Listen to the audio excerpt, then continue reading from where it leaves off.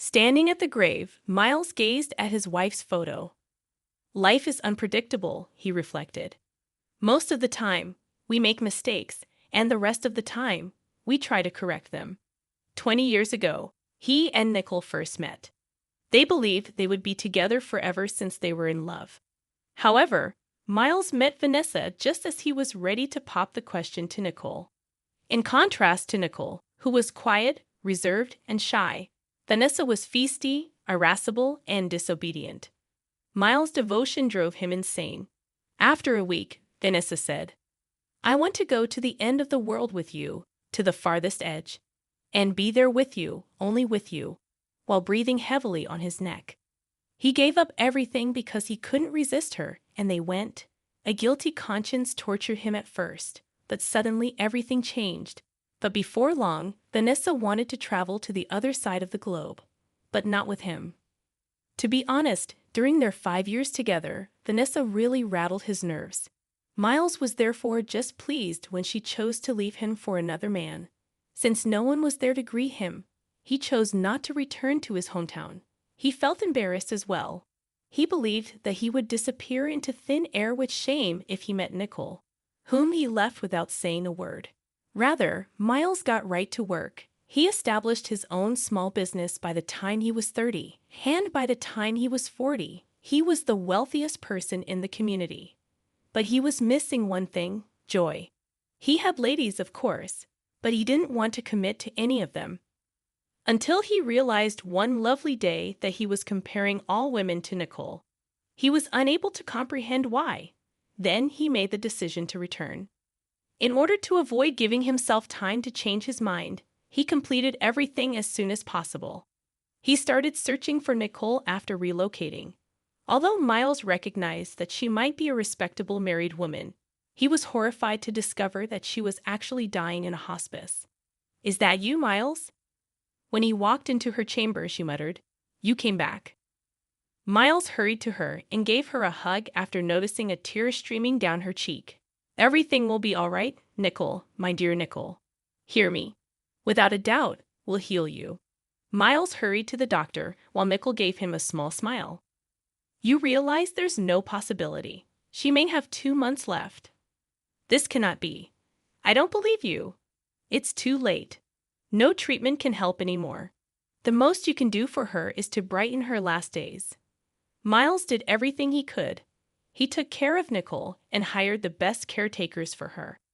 One day, while sitting next to her, he asked, "Tell me, have you got a dream? What do you want?" Nicole smiled weakly. "You know, I actually have a dream, or rather 2. I'd always wanted to marry you. When you left, I had already found a wonderful wedding dress and imagined myself wearing it. I even saw her waiting in my dreams. It was so beautiful." Miles closed his eyes painfully, then said, "We will have a wedding, a real one. I promise you." He stood up and was about to leave but stopped. "And the second dream? I'll tell you later. I will definitely tell you."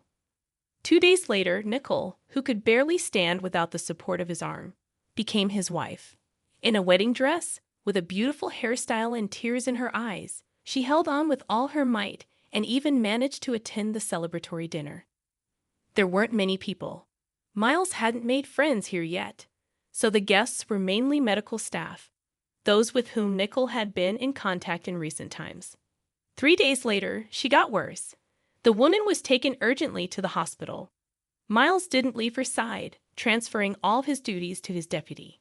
Luckily, the man was reliable. He understood that this was the end. "Nicole, what about the second dream? You wanted to tell me something," he asked her gently, stroking her head. But Nicole didn't answer. A week later, she was gone forever. Miles didn't just cry. He roared like a wounded animal. He blamed himself for everything. If he had come earlier, if he had never left. Today marked exactly 40 days since Nicole left him forever. He sighed heavily, put his hand on the gravestone for a second, and walked to the cemetery exit. He didn't want to go home. It was too lonely there. Miles seriously thought about getting a cat, but immediately dismissed the idea. Who would be with him if he was constantly in his office? Coming home, Miles walked through the empty rooms and looked at the layer of dust.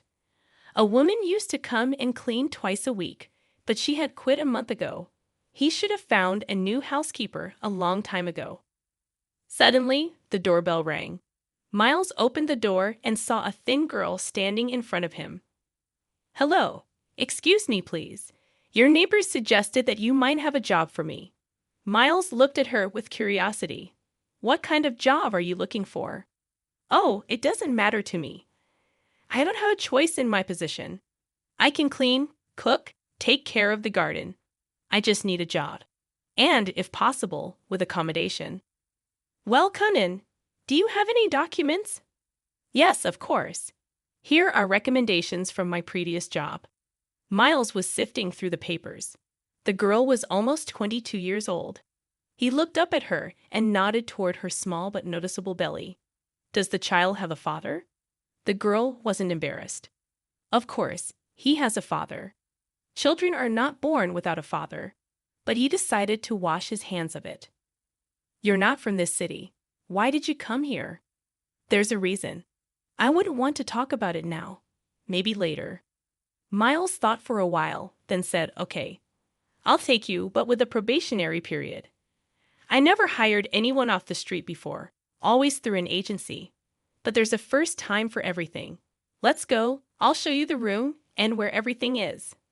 3 days later, Miles couldn't understand how he had lived without Emma. Everything at home was clean, despite his house being huge. The aromas emanating from the kitchen were so enticing that he felt like he was in a good restaurant.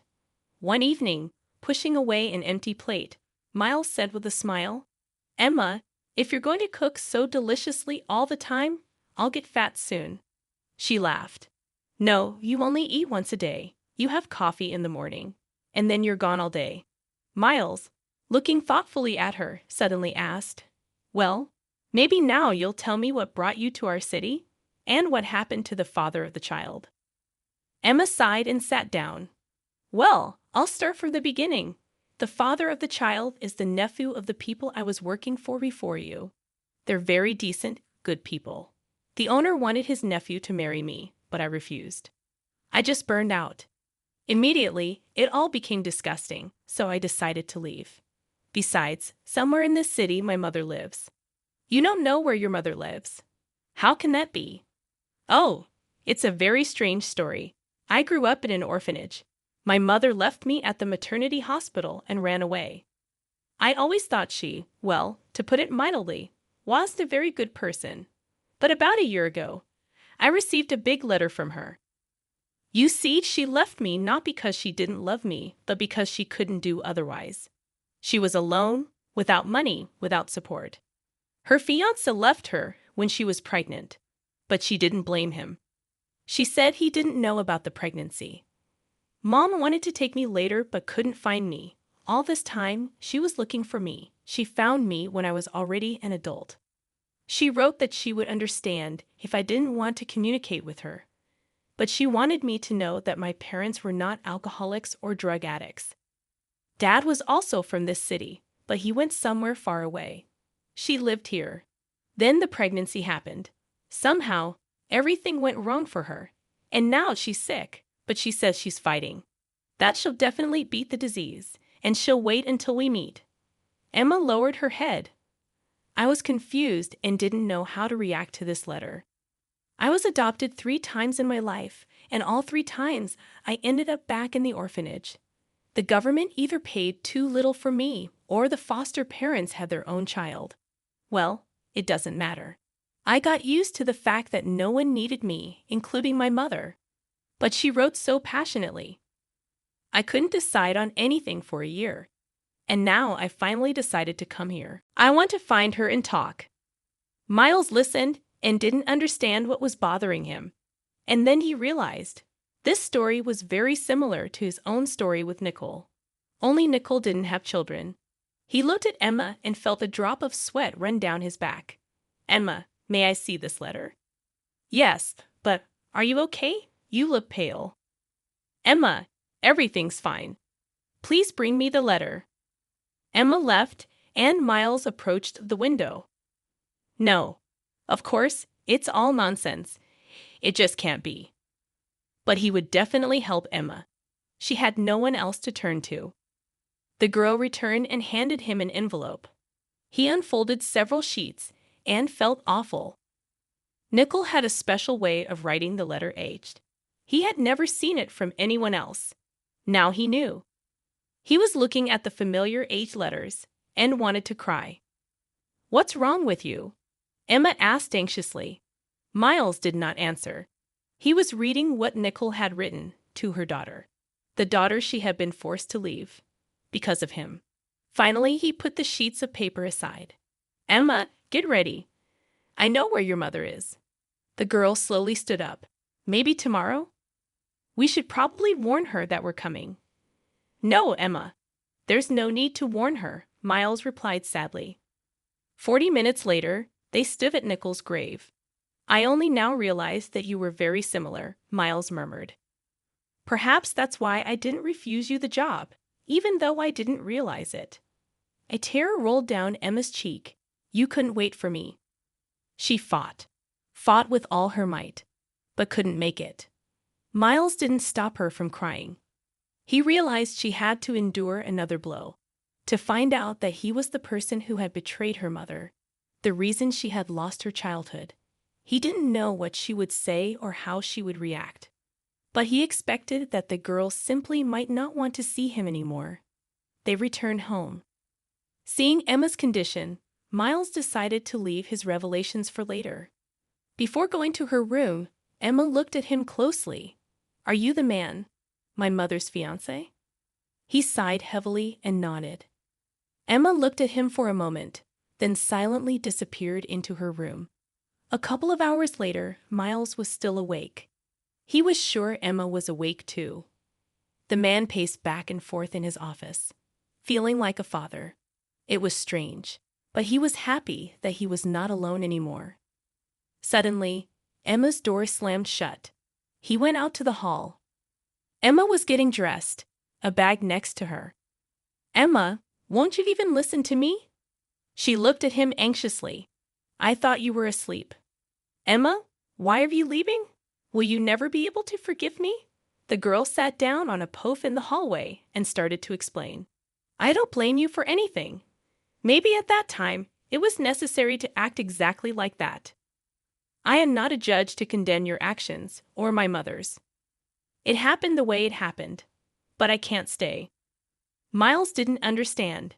"Emma, why? You know I have enough space. Why can't you stay if you don't hold a grudge against me?" She looked up at him. "I don't want you to think that I stayed because of your money. And I don't know if you even want me and my baby to stay here. I don't want to burden you with unexpected relatives." Miles nervously laughed. "This is nonsense. Firstly, you're not guilty that your father is a millionaire. And secondly, Emma, I ask you to stay. I want to have a family. And I want my daughter, from the only woman I ever loved, to live with me." 4 months later, a strong boy was born. Miles looked at his grandson in amazement. "So small, so cute, and I'm a grandfather." The man carefully took the baby in his arms and felt something pinch in his eyes. He quickly turned away so Emma wouldn't notice. But she did. She put her hand on his shoulder. "Dad, what's wrong?" Miles hugged her tightly with his other arm. "Oh, Emma, we'll live so well now. Stefan will go hunting and fishing with me. We'll box together." Emma laughed. "Not so fast. He doesn't even know how to walk yet." "It doesn't matter," Miles grinned. "We'll learn everything quickly together." If you enjoyed the story, please support me with a thumbs up. Thank you.